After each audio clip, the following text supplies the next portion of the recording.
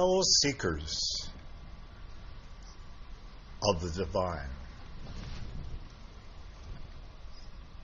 it is, of course, a truism that everyone wants to be happy and to avoid pain.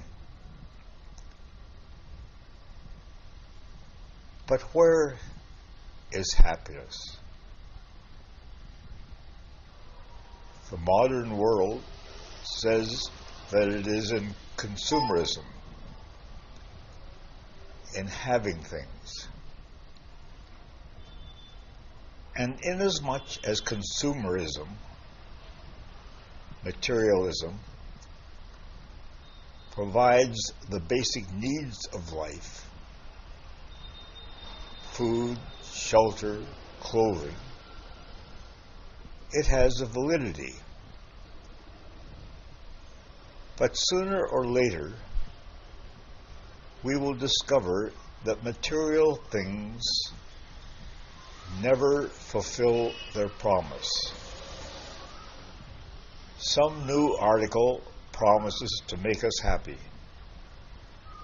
But later, if we ask ourselves the question, has this made me any happier?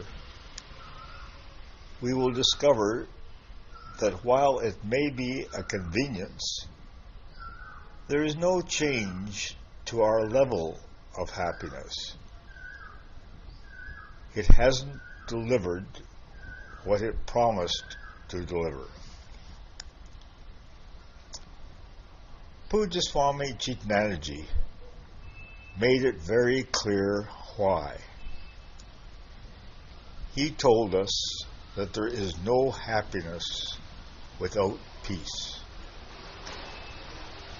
By this, he didn't just mean the absence of conflict, rather a deeper peace that we find when we are aligning ourselves with the universe, with God's laws and God's will. Of course, in the beginning, it is very wise to find the degree of peace that we can by avoiding unnecessary conflict.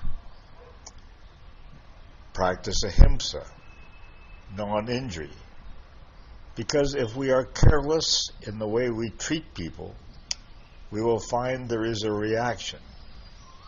There is an inner disturbance and lack of peace.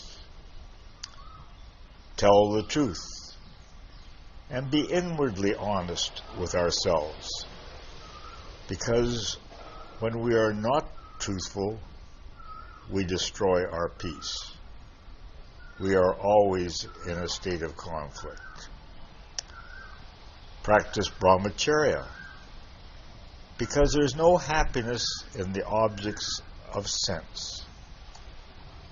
Happiness is in Brahman alone, the direct knowledge of Brahman alone.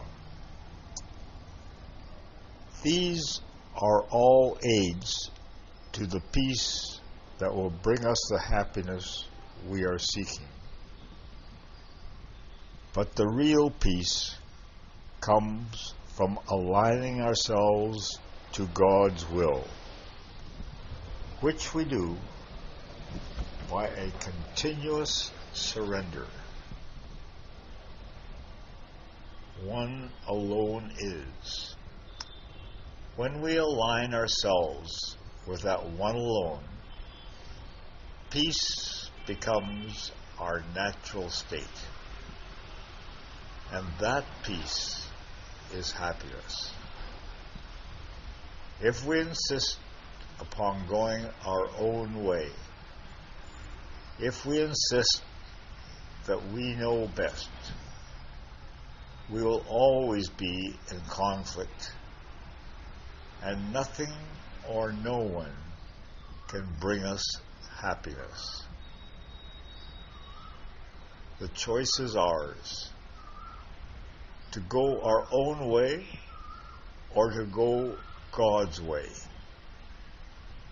We all want happiness. It is in renouncing our will and following God's will. Hari Om Tat Sat.